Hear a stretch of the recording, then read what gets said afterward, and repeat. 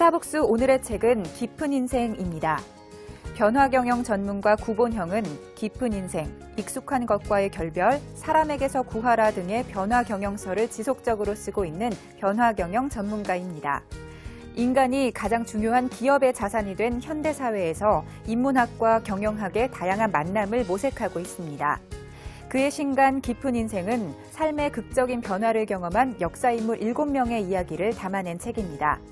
평범한 사람의 삶이 위대하게 바뀌는 빛나는 순간을 포착하여 흥미진진하게 들려주면서 변화에 임하는 자세와 자신의 잠재력을 끌어내고 진지한 삶의 자세로 나아갈 수 있는 방법을 전합니다. 스타벅스 오늘자로 334회째인데요.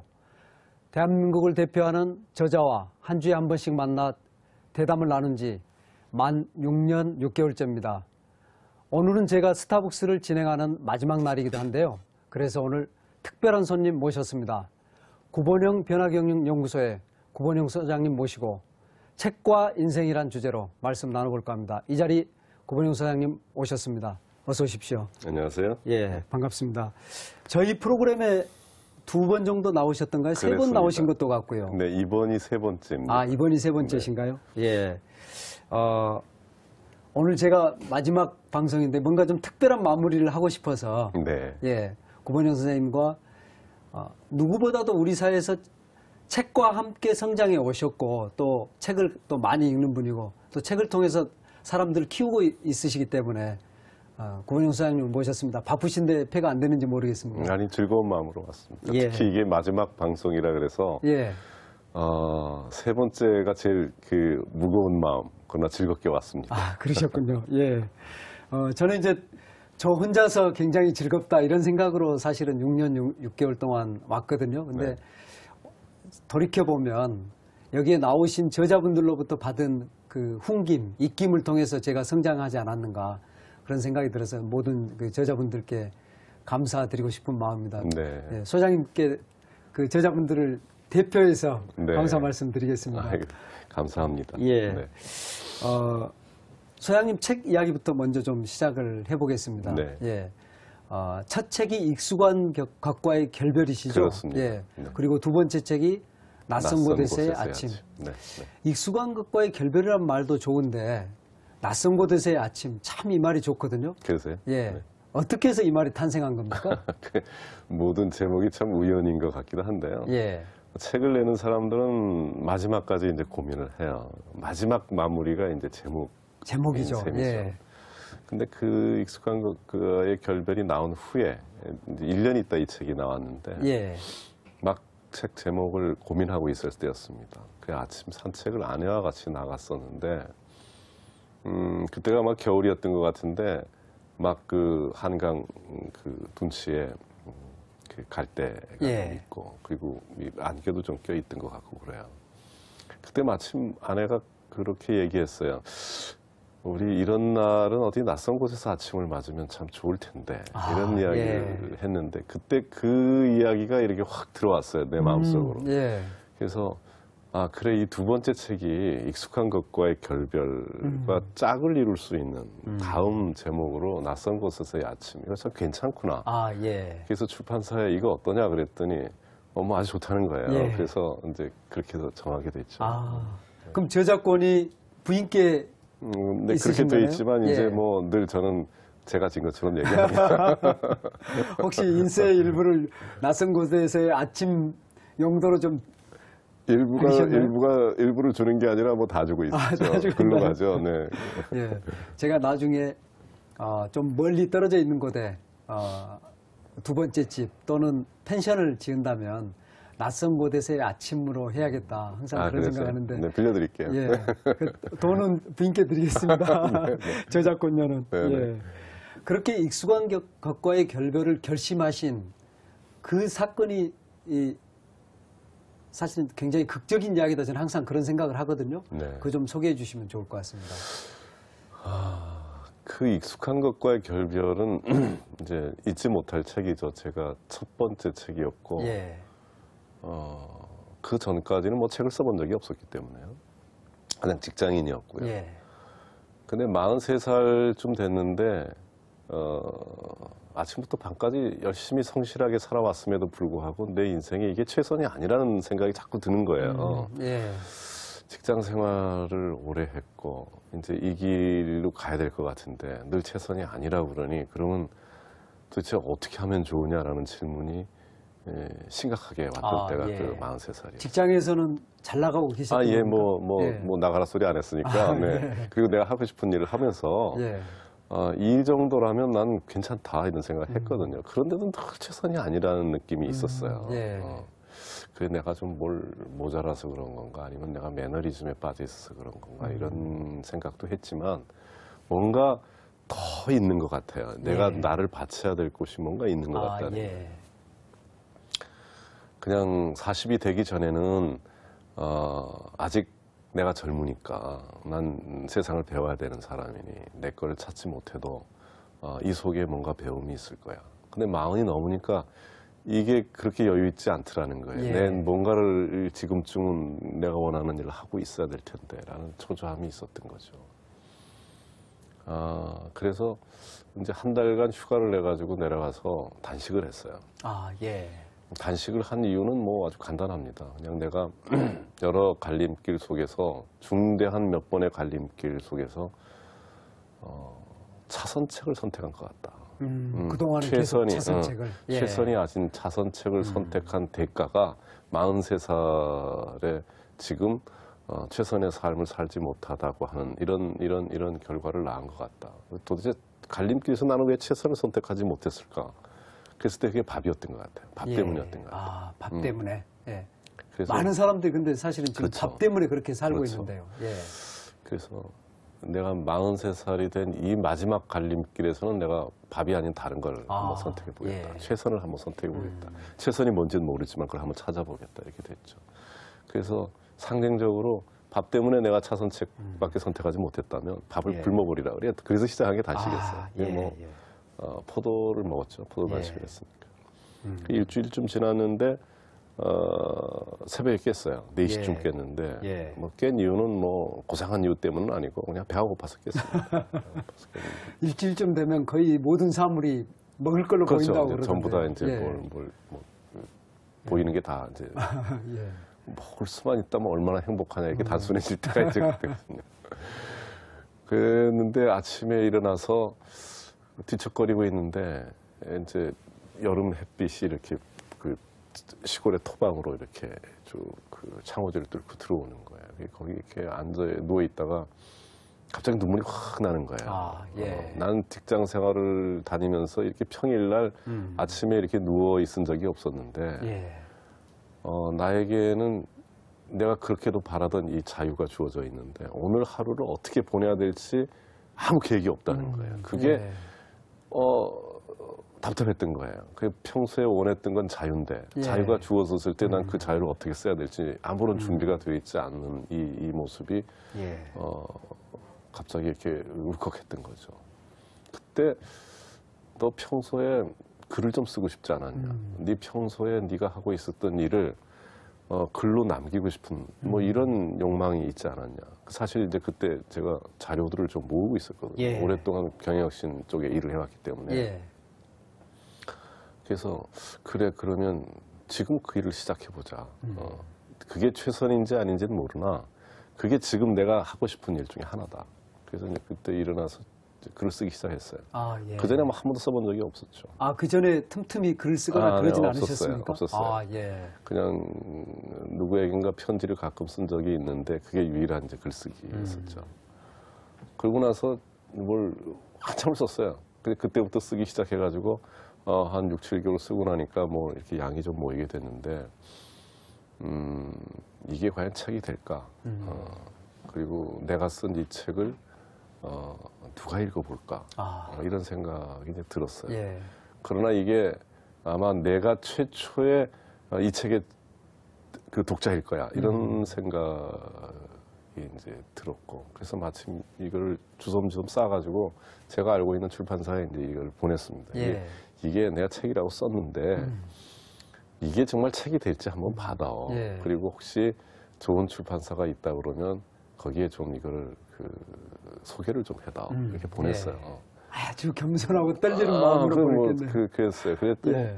조금 있더니 며칠 지나가지고 그 책을 자기 출판사에서 내겠다는 거예요. 예. 그것도 신생 출판사였는데. 그거 온고에 대한 그 최고의 찬사긴 한데 그래요. 직접 내겠다는 거는. 그래서 예. 이게 책이 되냐 그랬더니 예. 뭐 만들어 볼게 이렇게 된 겁니다. 예. 그게 그 출판사의 세 번째 책이었던가 그래요. 제 책이. 나도 초보고 이제 예. 출판사도 초보인 이런 상태죠. 예. 물론 이제 그분들은 다른 출판사에서 일을 하신 경력들이 있는 분들이긴 하지만 새로 출판사를 만드는 거죠. 그리고 나서 이제 그 책이 나왔는데 예. 엄청난 베스트셀러가 그럼요. 됐어요. 그때 그래서 정말 저는 뭐 운이 너무 좋았던 사람인 예. 것 같아요. 네. 그때 그래서 인쇄도 많이 받으셨죠. 많이 받았어요. 예. 많이 받아서 처음 책을 썼는데 그렇게 많이 팔렸어요, 사실. 아주 많이 팔렸어요. 예. 그래서 아주 오랫동안 그 책에 말하자면 그 후에 나온 책들도 그 첫 책의 성공에 힘입어서 잘 팔려가는 이런 운을 제가 갖게 됐었죠. 그게 제 인생을 아마 바꿨던 것 같아요. 그렇네요. 그리고 예. 3년 있다가 회사를 나와서 제 비즈니스를 시작하게 됐으니까. 책 쓰고 유명해진 다음에도 3년을 더 있었습니다. 하셨던 겁니까? 그렇습니다. 보통은 책 쓰고 유명해지면 바로 나오는데. 근데 책 쓰고 유명해져서 바로 나오면 이게 책 한 권 가지고 먹고 살 수 있을 것 같지 않았기 때문에 예. 중요한 결심은 내가 매년 책을 쓸 수 있을까라고 하는 거를 이제 테스트해봐야 될 것 같았어요. 그래서 목표는 뭐 그 다음 해 1년 있다 책을 한번 내고 매년 책을 한번 내보자. 이게 가능하면 나는 나와도 좋겠다 이런 생각을 했었습니다. 예. 나오기 전까지 계속 1년에 한 권씩은 책을 냈어요. 그래서 나오게 된 거죠. 네. 계속 반응이 좋았지 않습니까? 예. 뭐 반응이 다 좋았고 많이들 읽어주셨고 그랬죠. 네. 익숙한 것과의 결별이 그 당시 무엇을 건드렸을까요? 독자들의. 아마 그때가요. 운이 좋았다는 뜻이 이제 그건데 제가 97년에 단식하러 들어가가지고 98년에 봄에 이 책이 나왔거든요. 예. 근데 97년 말에 저희가 그 IMF로부터 구제금융을 받게 됩니다. 한국 사회가 굉장한 이 어려움과 혼란 속에 처해 있었죠. 그래서 그동안은 뭐 우리가 꽤 제대로 된 이 길을 가고 있나 보다라 생각했던 곳에 한번 엄청난 이 혼동이 있었던 것이죠. 바로 그때 이 책이 혁신에 관한 내용을 담고 있었고 그리고 지금까지 했던 것들이 적절한 길이었는지를 되돌아볼 때 이 책이 나와줬던 것이 내용도 제목도 뭐 이런 것들이 다 시대적 상황하고 맞았던 것 같아요. 그래서 운이 좋다는 거죠. 그러면 1980년에 이제 IBM에 들어가셔가지고 2000년 그렇습니다. 2월까지 다니셨는데 네네. 그렇게 97년에 뭔가 인생 전체를 뭔가 고민을 하셨던 거거든요. 네. 사실은 대한민국이 살아온 것과 좀 비슷하다. 그러니까 대한민국의 현실이라든가 어떤 변화가 구본영 소장님 함께 몸으로 같이 느끼지 않았는가 이런 생각도 들거든요. 그래서 그 직전에 가서 단식하시고 사실은 그때 우리 대한민국이 좀 단식이 필요한 때 아니었습니까? 사실은 이제 좀 거품이 너무 많아서 뭔가를 좀 빼야 되는 이런 상황이었거든요. 시대를 훌쩍 넘어서 지금 그리고 이제 계속 우리 대한민국의 어떤 그 뭐랄까요 가장 예민한 부분과 함께 저는 살고 계신다고 보는데 지금 바라보는 대한민국에서 만약에 새로 책을 쓰신다면 어떤 책을 쓰시고 싶으십니까? 아마 이제 저를 계속 끌어당긴 거는 제 과거였던 것 같아요. 그래서 제 주제는 결국 직장인이라고 하는 주제를 벗어나지 않을 거다 당분간 이런 생각을 하게 돼요. 왜냐하면 제가 20년 동안 청춘을 바치는 곳이 직장인이었거든요. 그렇죠. 그 직장 생활이라고 하는 게 저한테는 굉장한 고민의 과정이었어요. 일도 일이었지만 그 속에서 이게 과연 내 삶인지 내 재능을 다 발휘하고 있는 건지 내가 일을 위해서 태어난 건지 일을 하다 죽으면 나는 후회하지 않을 건지 이 속에서 나는 뭔가 열정을 가지고 몰입하고 있는 건지 이런 여러 가지 질문들을 했었고 또 직무 자체가 혁신을 담당하고 있었는데 이게 그렇죠. 내 적성에 예. 참 잘 맞았어요. 왜냐면 제가 예. 역사학을 전공했었는데 예.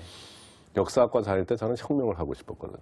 그렇습니까? 혁명사에 관심이 예, 예. 있었어요. 왜 그랬는지는 모르겠는데 그게 좀 피가 뜨거웠던가요? 예. 그러니까 그때 생각은 가난한 조국 그리고 그 속에서 뭔가 이 정의로운 사회 그리고 우리도 이 세계 속에 무언가 그 핵심과 의미가 있는 이런 역할을 담당하고 싶다는 이런 생각이 많았던 것 같아요. 근데 예. 그거를 어떻게 할 수 있을까? 그 최단의 거리가 혁명이었던 것 같아요. 그래서 예. 혁명이라는 단어를 굉장히 좋아했어요. 예. 그래서 역사학을 하면서는 혁명사를 전공하겠다. 예. 그런 생각을 하고 있었는데 뭐 인생이라는 게 마음대로 이렇게 되지는 않았어요. 그래서 역사학자가 되지는 못했고 회사에 들어오게 됐는데 회사에서 경영혁신실이 생기면서 그쪽에 가서 일을 하게 되니까 회사 내에서는 가장 혁명적인 부서인 것이죠. 그렇죠. 경영혁신. 그래서 저하고 잘 예. 맞았어요. 그렇네. 회사 내 혁명이네요. 예. 그래서 이제 예. 그거를 이제 16년간을 계속했던 것이죠. 그러고 한참 지나면서 제가 가지고 있었던 이 직장인에 대한 연민, 지금도 제 의무는 한국 사회에서 살고 있는 직장인들의 연민을 가지고 이분들이 가지고 있는 고뇌에 도움이 됐으면 좋겠다. 근데 지금 다른 여러 가지 요소들 들여다볼 수 있지만 이런 측면에서 이쪽을 들여다보면 우선 왜 한국에서의 직장인들이 하고 싶은 일을 할 수 있는 기회로서의 현장이 되지 못할까? 그리고 왜 둘 다 맞벌이 하지 않으면 살 수 없는 걸까? 왜 50이 되면 나와야 되는 걸까? 나온 다음에 왜 우리는 할 일이 없는 걸까? 왜 들어가기 전에는 못 들어가서 안달이고 들어간 다음엔 못 나와서 안달인 이런 풍토로밖에 갈 수 없는 걸까? 그러면 한국 사회가 갖고 있는 커다란 거시적인 내용은 결국 우리의 부는 증가했지만 행복은 줄어든 이런 사회 속으로 가는 것. 이게 우리의 우려고 그리고 경계해야 될 대목이라고 그러면 이 속에 중추적인 그러니까 직장인이라고 하는 건 결국은 노동 인구 중에서 반 이상이 선택한 직업이 직장인이라는 그렇죠. 직업이라는 것이죠. 그러니까 이 사람들이 이 속에서 얼마큼 행복하고 이 속에서 얼마나 비전을 찾아갈 수 있고 이 속에서 얼마나 나를 구현할 수 있는가라고 하는 것이 가능한 사회여야 되는데 지금은 우리가 그렇지 못한 것 같다는 거예요. 그래서 이 부분에 내가 기여할 수 있는 게 있을 것 같다. 지금 좀 찾아보자. 그러면 이제 그게 제 책의 이제 주제들이 될 것 같아요. 그러니까 어떻게 우리는 25년 경제활동 모델에서 50년 경제활동 모델을 만들까? 직장에서 잘 준비해서 이쪽에서의 전문성을 가지고 제2의 인생을 어떻게 살아갈 수 있을까? 이 속에서 어떻게 내 적성과 탤런트를 직업과 결합시켜낼 수 있을까? 그래서 결국은 내가 나의 유일한 인생을 살면서 그러면서 누군가에게 도움이 되는 삶으로 확장돼 갈 수 있고 그러면 우리는 행복해질 수 있을 것이다. 그러네요. 만약에 지금의 직장인에게 익숙한 것과의 결과를 다시 있게 한다면 어떨까요? 그 당시 지금 15년 전인데 똑같이 느낄까요? 아니면 뭔가 지금 좀 다른 환경에서 직장인이 있는 겁니까? 보시기에. 지금 별로 달라진 것 같지 않아요. 그래요? 별로 달라진 것 같지 않은데 환경은 물론 이제 그때 10년 전하고 지금하고를 비교해 보게 되면 우리가 한 10년쯤 전에 IMF를 전후해서 상당한 변화를 갖고 있었는데 그때 직장인의 현재 시각으로 봤을 때 가장 중요한 거는 평생 직장이 사라진 거죠. 그때는 평생 직장이 있었고 이쪽은 평생 직장은 이제 믿지 않는 거고. 그리고 그때는 평생 직장이 있었기 때문에 퇴직한 후에 한 1, 20년 살다 보면 적당히 죽어줬는데 이제는 좀 더 빨리 퇴직하고 좀 더 길어진 수명에 있다 보니까 이거는 경제활동도 못하면서 남아있는 생이 길어진 거죠. 이거를 옛날과 똑같은 삶의 방식을 가지고는 절대로 경제적으로 행복할 수 없을 뿐만 아니라 자기가 갖고 있는 거를 사회를 위해서 쓸 수 없는 거죠. 그러니까 너무 일찍 우리는 사회적으로 퇴출을 당하게 된 겁니다. 50이면 젊은 사람이죠. 지금은 뭐 50이면 엄청난 젊은이들인데 육체적으로는 사실 옛날에 뭐 20, 그렇죠. 30대 거의 비슷하죠. 그렇죠. 예. 근데 사실 퇴직한 후에 할 일이 별로 많지 않아요. 그렇습니다. 그래서 예. 지금 보면 과도한 생계형 창업들이 많아지는데 거의 실패로 끝나고 있는 과정이죠. 예. 그래서 어떻게 보면 이제 1인 기업이라고 하는 것도 직장을 나와서 할 수 있는 여러 대안이 있는데 그 중에 하나가 1인 기업일 수 있어요. 혼자 회사를 차리고 혼자 먹고 살고 혼자 죽을 때까지 자기의 경제 활동을 할 수 있는. 그렇게 하셨지 않습니까? 2000년 3월인가요? 여기까지 오고 있는 거죠. 예, 그때 이제 네. 시작을 하셨는데요. 그래서 어떻게 보면 10년 전에는 이게 하나의 그 개념이었는데 10년이 지난 지금은 하나의 실험일 것 같고요. 이렇게 살고 있는 사람들이 또 많이 있으니까요. 그리고 퇴직 후에 자기의 생을 계획하고 있는 사람들이 이제 많아진 거죠. 사전에. 앞으로 한 10년쯤 지나면 제 생각에는 이렇게 삶의 다양한 형태들이 다양한 대안으로 등장할 것 같아요. 예, 그렇군요. 그러면 이제 그 뒤에 구본형 변화경영연구소에서 기업들을 대상으로 해서 이제 컨설팅도 하고 교육도 하셨지만 또 한편으로 연구원을 모아서 그 일정한 교육을 하셨죠. 그거 좀 소개를 해주시면 좋을 것 같습니다. 이제 그거가 제가 가지고 있었던 하나의 작은 꿈이었는데 사실 50이 되면서 앞으로 10년에 대한 계획을 한번 세워봤었어요. 그랬더니 제 생각으로는 내가 60이 돼서 앞으로 10년 후에 50대가 됐을 때 생각입니다. 앞으로 10년 후에 내가 60이 돼서 지난 10년을 회고해 본다 그러면 어떤 일이 나에게 있었다 그러면 내 지난 10년이 훌륭한 10년이었다고 생각할까. 이런 생각을 이제 50이 된 해에 한번 해봤어요. 그리고 나서 10개의 아주 아름다운 풍경을 그리기 시작했습니다. 그래서 만일에 내 10년 동안에 앞으로 10년 동안에 이 10개의 아름다운 풍경이 이루어질 수 있다 그러면 그럼 나는 아주 잘 산 걸 거야. 이렇게 이제 그림을 그렸었어요. 그 중에 하나가 이제 지금 말씀하신 연구원 제도입니다. 그 작가로서 이렇게 살고 있다 보니까 사람들이 저에게 와가지고 당신 삶이 괜찮아 보이는데 어떻게 그렇게 1인 기업가로 살 수 있냐? 나는 작가 어떻게 될 수 있냐? 이런 걸 이제 원하는 분들이 있었어요. 그래서 절실한 분들을 모아서 책을 한번 쓰게 하면 어떨까? 책이 인생의 전부는 아니지만, 책이 인생의 전부는 아니지만 한 2년 정도의 커리큘럼을 정해서 이 사람이 책을 통해서 다시 인생을 한번 시작할 수 있는 이런 힘을 한번 심어주면 어떻게 될까? 이런 생각을 이제 하게 됐습니다. 그래서 1년에 한 10명 내외의 연구원들을 한번 모집을 해왔는데 굉장히 많은 사람들이 이제 응모를 했었어요. 그래서 지금까지 한 7년 정도 7기 연구원을 지금 운영을 하고 있는데 그럼 한 70분 정도 됩니까? 그렇죠. 한 70명 정도 되겠죠. 그래서 1년간은 아주 그 하드 트레이닝을 하는데 하드 트레이닝은 뭐 정리하면 그겁니다. 아주 좋은 책을 일주일에 한 권씩 읽고 일주일에 한 권. 그리고 잘 정리해서 한 20, 30페이지의 이 쿼테이션을 쭉 하고 그리고 관련된 칼럼을 일주일에 하나씩 쓰고 이렇게 해서 이제 일주일에 공부 분량이 나오면 한 달에 한 번 정도 오프라인에서 이제 숙제를 줘서 만나게 하고 그래서 한 1년 그렇게 하드 트레이닝을 하면 기본적으로 자기가 어떤 책을 쓰고 싶은지 구상을 좀 할 수 있고 그리고 구상한 책을 써낼 수 있는 힘이 좀 생길 거다.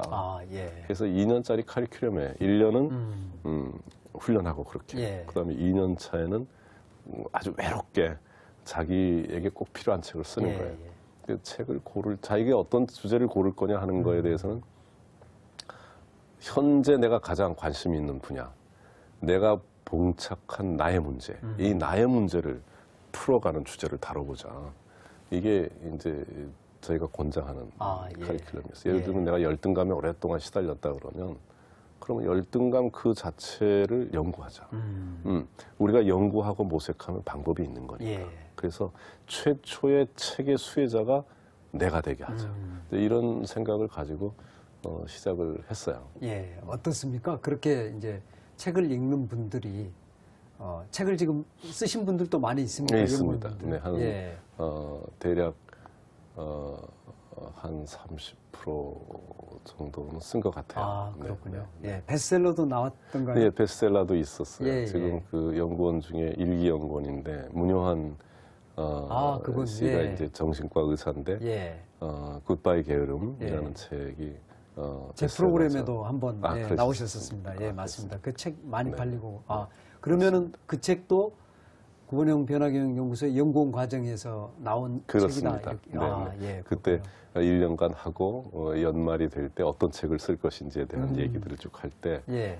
이제 그 책이 이제 초안이 나오기 시작한 거죠. 그때 그 초안을 보셨을 때 이 네. 책 베스트셀러 되겠다 이런 생각 소장님 하셨던가요? 그 게으름에 대한 주제가 매우 훌륭한 주제다라는 생각을 했었어요. 예. 그래서 맨 처음에 여러 가지 다른 그 주제를 가져오기도 했었는데 우리들이 그랬어요. 게으름에 대해서 써라. 게으름에 예. 대해서 게으름에 시달리는 사람이 많으니 그 책이 누군가에게 도움이 될 거다. 그 문요한 선생님 본인은 게으른 사람이었나요? 어땠습니까? 본인은 아마 그렇게 생각했던 것 같아요. 내가 좀 근데 게으르다. 네. 그러나 저는 그렇게 생각하지 않습니다. 그런가요? 그 당시에 의사들은 다 살기 좋았던 시대이기도 했는데 예. 7, 8년 전이니까 요즘은 뭐 의사들도 개업하면 어려움이 많이 있기도 하고 그렇지만 그 당시만 해도 의사들은 뭐 잘 살 수 있다, 전문직이다 이렇게 생각했는데 예. 그때 이미 자기의 세계를 이제 꿈꿔왔던 것 같아요. 게으르다 할 수 없는 거죠. 예. 네. 네. 주제는 어떻게 정하십니까? 네. 주제는 저는 그래요. 어떤 책을 쓰냐, 쓰고 싶은 책을 써요. 그러니까 어느 날 나에게 이런 주제가 생각이 났는데 예. 이 주제 좋아, 난 이거 쓰고 싶어, 당겨. 그럼 이제 쓰기 시작하는 거죠. 그럼 예. 관련된 책을 보고 생각하고 이걸 어떻게 전해야 될지 구성하고 그리고 이제 쓰기 시작하죠. 예. 그럼 쓰는 작업 자체가 이제 즐거운 작업입니다. 예. 근데 보통 때는 이제 한 두세 개 정도를 펼쳐놓는 경우가 많아요. 그러니까 동시에 진행을 동시에 하는군요. 진행을 하는 거죠. 근데 저도 그렇지 않아도 여쭤보려고 한 게 한 네, 가지를 생각했는데 이게 아니다 싶으면 네네네. 또 한참 그 시간을 어떻게 보면 돌아와서 다시 시작해야 되는데 네. 어떻게 일년에 한 권이 나올까? 네. 예, 이런 의문이 저는 있었습니다. 돌아가지 않습니다. 예. 돌아가지 않는 거를 연구원에게도 많이 권해요. 왜냐하면 예. 쓰다 보면 이거 아니고 딴 데 관심이 생기는 경우들이 그렇죠. 굉장히 예. 많습니다. 예. 그래서 여기를 손을 댔다가 딴 데로 옮겨가면 영원히 책을 못 쓸 가능성이 많아요. 그래서 여기에 쓰고 있는데 또 하나의 새로운 제2의 관심이 생기면 그건 두 번째 책이다. 그럼 두 번째 예. 책으로 점을 찍어놔. 그리고 또 하나의 관심이 생겨도 그럼 세 번째 책이야. 우리는 한 권만 쓸 게 아니기 때문에. 그러나 난 이 책을 끝내야 돼. 이게 옛날에 나를 흥분시켰던 제목, 주제이기 때문에 난 이 책을 어떻게든 끝내야 돼. 그럼 그 책을 이제 쓰죠. 그래서 그 책에 관계된 책을 보다 보면 두 번째, 세 번째 펼쳐놓은 책에 대한 자료들이 이제 뽑혀져 나올 때가 있어요. 예. 그래서 거기다 이제 쭉 쌓아놓게 되죠. 그러면 첫 번째 책 한 권을 끝내게 되면 두 번째 책의 자료들이 어느 정도는 이제 쌓여 있게 됩니다. 예. 그럼 그게 기반이 돼서 거기서부터 또 이제 시작을 하게 되면 또 잘 가죠. 예. 그렇군요. 책을 쓰시면서 이제 많은 책들이 읽으시지 않습니까? 그렇습니다. 예. 지금도 많이 읽으십니까, 책을? 조금 달라진 것 같아요. 아, 제가 예. 회사 책을 쓰기 시작했을 때는 사실은 책 읽기가 초조함이었던 것 같아요. 나와 있는 모든 책, 관련된 책을 다 읽어야 된다고 하는 초조함이 있었던 것 같아요. 세상을 좀 따라잡아야 된다는 이런 생각이 많이 있으시죠. 예를 들면 내가 경영과 관련된 책을 쓴다 그러면 예. 경영학과 관련돼서 나온 책들은 어찌 됐든 다 봐야 될 거야. 예. 이런 생각이 있었어요. 그래서 열심히 봤어요. 어떤 때는 두세 시간 걸린 책도 있고 경영학 책이 쉬워요. 비교적 오래 걸리지 않습니다. 그러나 어떤 것들은 정말 내용이 부실해서 한 두세 시간 정도 보고 던져버리는 책도 있어요. 그럼 어떤 때는 시간도 아깝고 돈도 아까운데 그래도 위로해요. 그래도 내 저속에서 생각 하나를 건졌다 그러면 충분히 투자할 만했다라고 얘기를 해요. 근데 지금은 책의 수가 우선 많이 줄었고요. 그 대신 한 책을 가지고 매우 오래 보는 쪽으로 옮겨갔습니다. 그 내용은 아마 그런 것 같아요. 그러니까 요새 보는 책들은 대부분 이제 고전 쪽으로 많이 옮겨갔습니다. 결국은 고전으로 가게 됩니까? 고전으로 저는 가게 됐습니다. 가게 됐고 그래서 제 명함 속에 있는 타이틀도 10년간 쓰던 타이틀을 바꿨어요. 그래서 10년간 회사를 나와서 썼던 타이틀은 변화경영 전문가였는데 그렇죠. 변화경영 전문가로. 네네. 지금은 변화경영 사상가로 올해부터 바꿨습니다. 올해부터 바꾸신 겁니까? 그래서 이제 난 테크니션, 변화에 대한 테크니션 이제 별로 관심 없어. 이제는 난 변화가 인류에게 무엇이었고 그리고 변화를 통해서 인류가 어떻게 성장했고 그리고 어떤 때 성공하고 어떤 때 실패했는지 이런 것들을 문화적 측면에서 좀 다뤄보고 싶어 이런 생각을 하다 보니까 고전이 훨씬 재밌어진 거죠. 고전의 맛이 이제 왜 그 책들이 그렇게 수천 년 동안 살아남았는지 이제 이유를 알게 될 것 같아요. 그러다 보니까 이 책이 잘 안 읽힙니다. 이게 시간의 차이도 있고 먼지 끼고 딱딱해서 오래 씹어야 되는 맛이 있어요. 그래서 잘 못 읽어요. 재밌는 게 가끔 저보고 이제 그 연말이 되면 올해 책 선정을 하는데 좀 몇 권을 뽑아주세요. 이런 게 많아요. 신문사에서도 오고 그 서점에서도 오고 그러거든요. 그렇죠. 쌩쌩한 책을 원하지 않나요? 그렇죠. 그러니까 그 올해 나온 책이니까 올해 책. 그래서 어떤 때는 내가 올해 나온 책을 뭘 봤나 이렇게 하다가 얼마 안 되는 거예요. 그래서 정말 책이 읽기가 내가 정말 많이 변했구나. 그래서 오늘 아침에도 제가 저한테 그렇게 그 요청을 한 분에게 그렇게 얘기했어요. 제가 요새 올해 나온 책을 별로 본 게 없습니다. 그저 옛날에 나온 책을 다시 보고 있습니다. 그래서 솔직하시네요. 올해의 책을 제가 선정을 못하겠습니다. 그게 보냈어요. 좀 바뀌었어요. 그 소문이 날 것 같은데 저기 구본영 소장님은 책을 안 읽는다더라. 그래요? 그러면 어떻습니까? 우리 직장인들이든 우리 독자들이 저도 이제 여기 이 자리에서 소개한 책 중에 무슨 사기라든가 삼국지라든가 우리 대중들이 좋아하는 원전에 해당하는 그런 책들을 소개는 일부 했지만 대부분의 책은 사실은 그걸 이제 변주해서 새롭게 써낸 책들이거든요. 네, 그렇죠. 우리가 책을 읽을 때 그렇다면 고전과 지금 나와 있는 그 현대의 책 어떤 비율로 읽어야 됩니까? 우리 이제 예전에 그런 이야기를 참 많이 했었는데.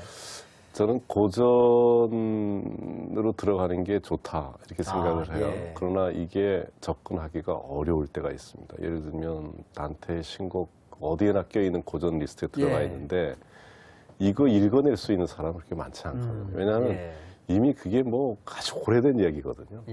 오래된 이야기에 단테의 세계와 우리의 세계관은 완전히 다른 세계관 속에 있기 때문에 그리고 단테가 쓴 한글 기절이 시이기 때문에 굉장히 축약적이에요. 그러니까 그 속에 무슨 말을 하고 무슨 말인지 모르는 거죠. 문화도 다르고 그러니까. 그럼 거기에 이제 엄청난 주들이 달려 있거든요. 그거를 다 이렇게 헤쳐가면서 읽는다고 하는 거는 웬만한 사람들은 그렇게 읽기 어려워요. 그런데도 그게 고전이라는 거예요. 너 읽어야 된다는 거예요. 그러니까 이제 엄청난 이제 그 중압감이 있는 거죠. 그래서 그런 경우에는 이제 도움을 좀 받아야 되죠. 그래서 단테의 신곡에 대한 예를 들면 해제도 읽어봐야 되고, 그거를 좀 현대적으로 누군가 쓴 게 있다는 것도 좀 읽어봐야 되고, 이렇게 도움을 좀 받는 거죠. 그러나 그거는 여전히 사이드 텍스트가 되는 거고, 그런 것들은 원전을 그렇죠. 그러니까 그분들의 도움을 좀 받아서 이 책이 도대체 어떤 배경하에서 쓰였고 이게 어떤 뜻이고 그리고 그때 단테는 왜 이 책을 쓰지 않으면 안 됐고 그게 어떤 역사적 의미를 가지고 있고 이런 것들에 대한 것들 다른 것들에 의해서 좀 이해가 되면 진짜 모험을 해야 되는 거죠. 그래서 저는 책이라고 하는 건 아주 훌륭한 지적 모험이다 이렇게 생각합니다. 왜냐하면 그 속에 어떤 한 부분에 걸리면 인생이 바뀌기 때문에. 그 맞습니다. 사실은 제가 이제 이 프로그램을 준비하면서 연구원 중에 한 분인 그 이은주 연구원님께 이제 전화를 드려서 그랬어요?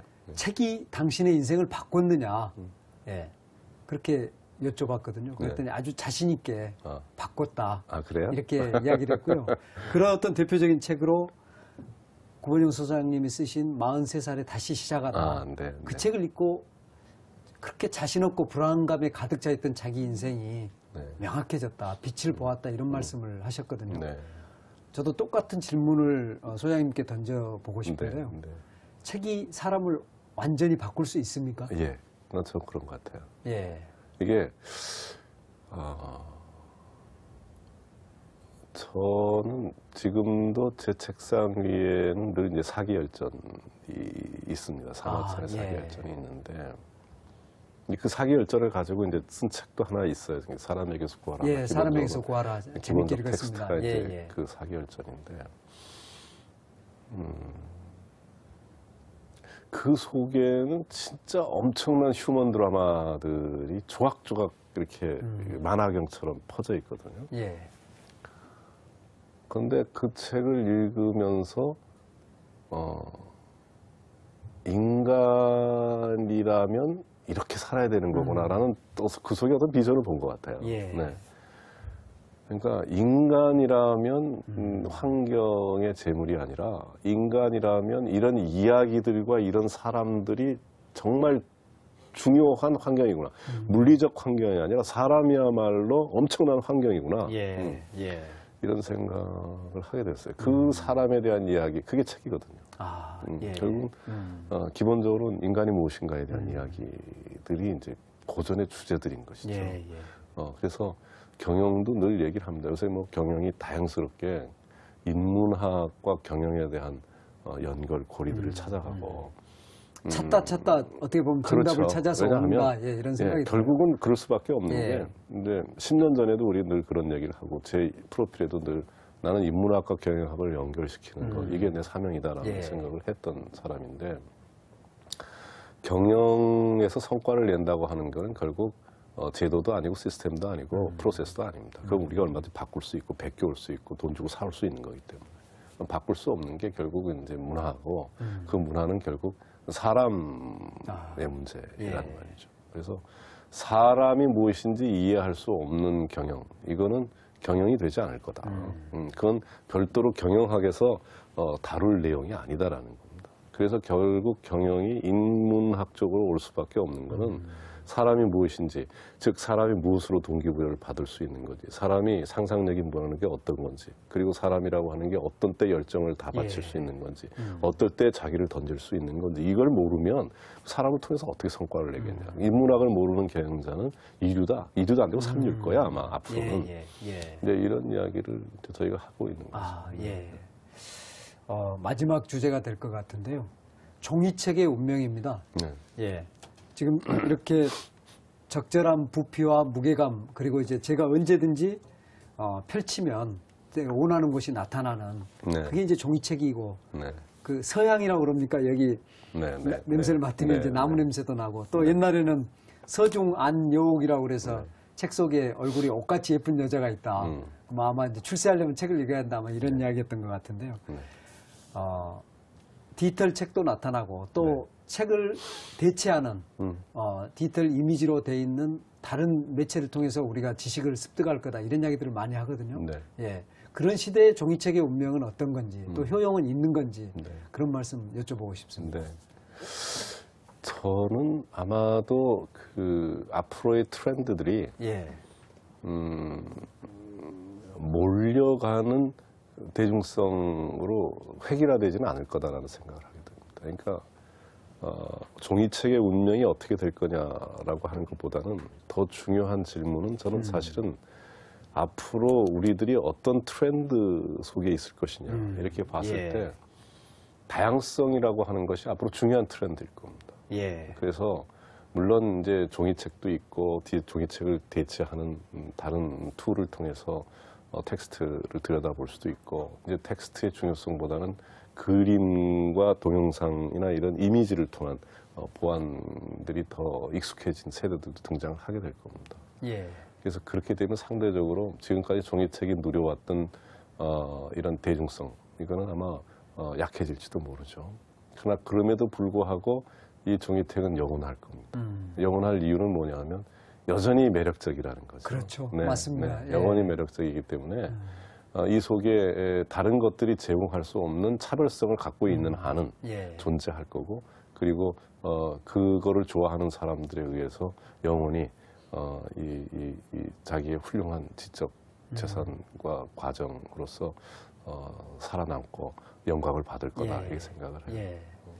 책을 읽으면서 우리가 한 줄 한 줄을 볼 때 머릿속에서 정말 무수한 일들이 일어나지 그렇습니다. 않습니까? 그렇습니다. 그리고 엄청난 쾌감을 느끼거든요. 그건 아마 우리가 뭐 흔히 하는 어떤 육체적 쾌감만큼이나 네네. 예, 이 쾌감이 참 대단하다 이런 생각이 들거든요. 통쾌하죠. 예, 네, 예. 통쾌하죠. 아주 뭔가가 뚫리는 것 같죠. 그러니까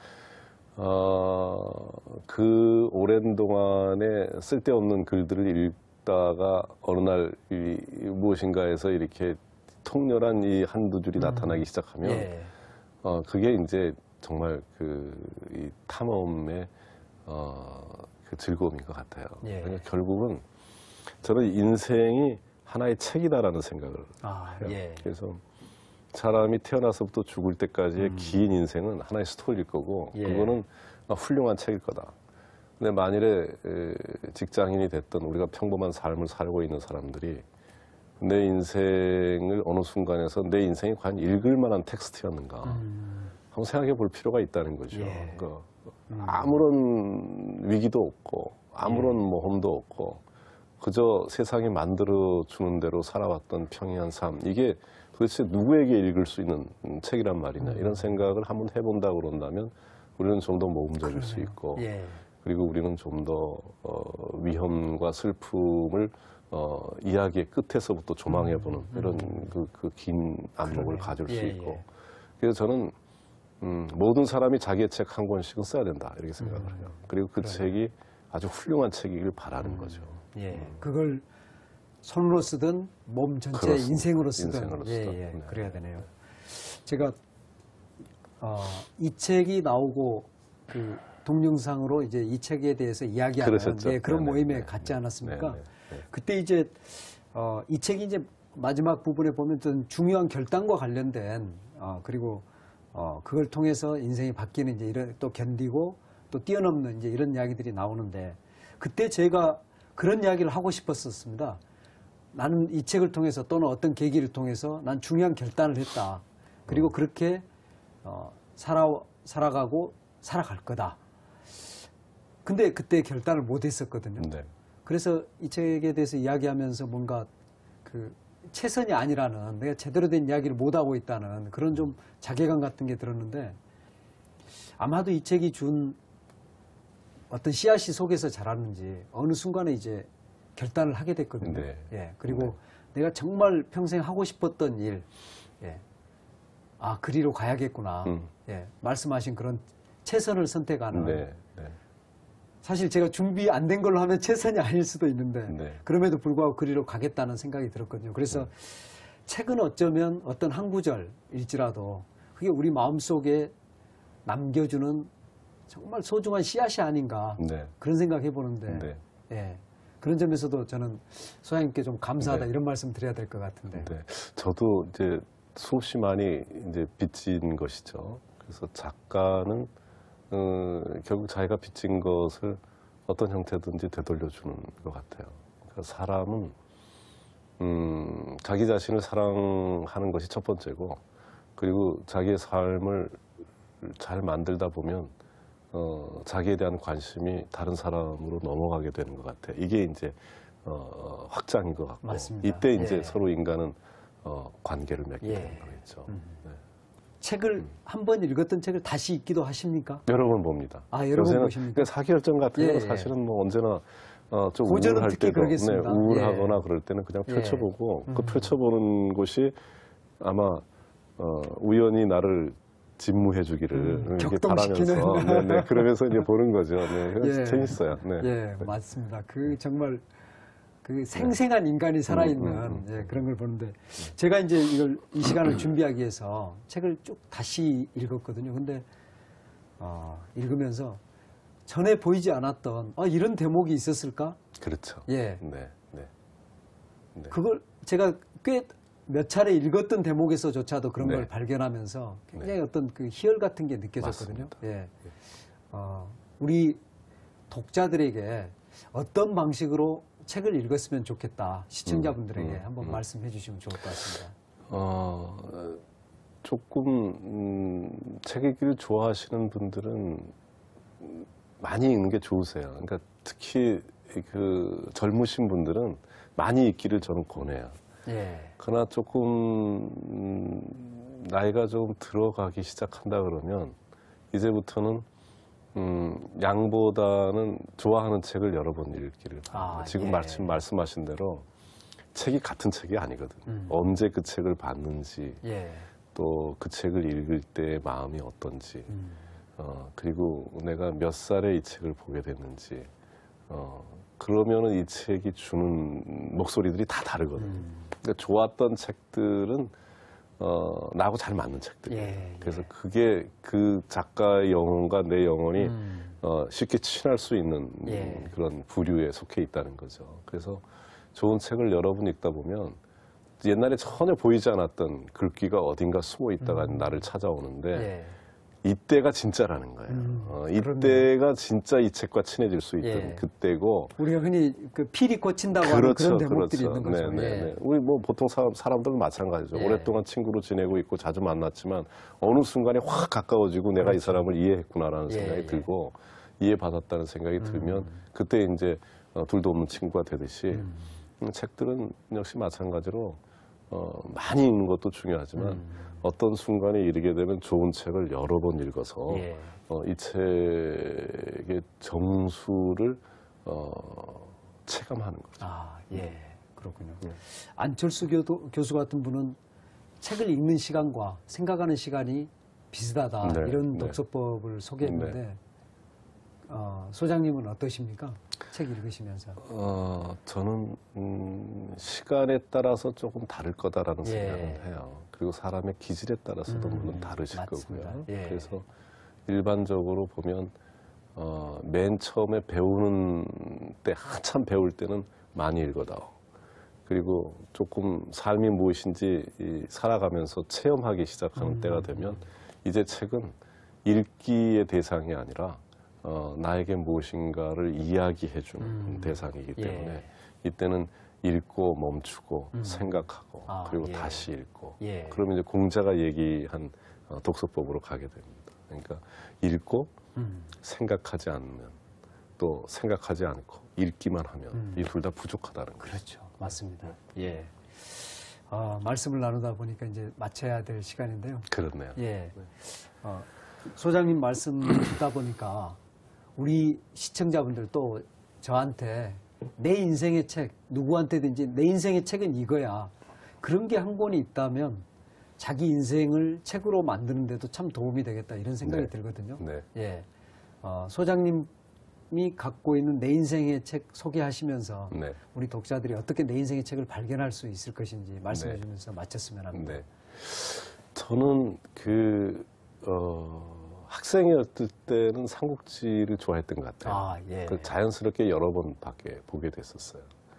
근데 그때 저는 내향적이어서 학교에 무슨 일이 생기기만 하면 삼국지를 봤던 것 같아요. 그러면 예. 뭔가 답이 나오는 뭐가 이렇게 뭔가 이렇게 뭔가가 안에서 힘 같은 게 저런 작은 일로 너무 시달리지 말자. 뭐 이런 생각들이 좀 들었던 것 같아요. 그러고 나서 이제 나중에 사기로 옮겨왔고, 그리고 이제 요새는 조셉 캠벨이라고 하는 분을 통해서 몇 년 전부터 유명한 신화학자시죠. 신화학자죠. 예. 그래서 요새는 이제 신화들에 대한 책을 신화를. 보고 있습니다. 그래서 신화에 대한 책도 이제 한번 써보고 싶다 이런 생각이 들고요. 그래요. 그래서 그렇게 이제 변해 가듯이 어떤 책이 좋은 책일까? 지금 나하고 사이클이 잘 맞는 책이 좋은 책이다.